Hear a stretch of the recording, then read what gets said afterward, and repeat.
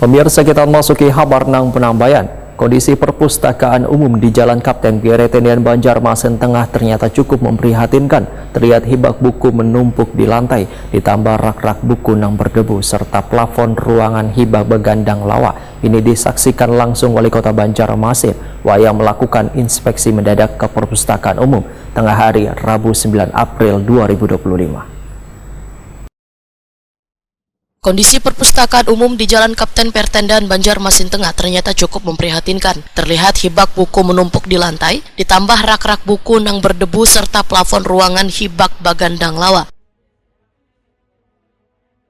Ini disaksikan langsung oleh Wali Kota Banjarmasin Muhammad Yamin yang melakukan inspeksi mendadak ke perpustakaan umum nang berada di bawah naungan Dinas Perpustakaan Wan Kearsipan Banjarmasin tengah hari Rabu 9 April 2025.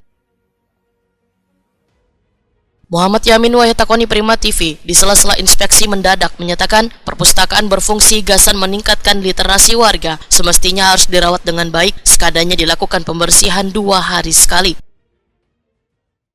Kalau kada mau, bisa lah, lah.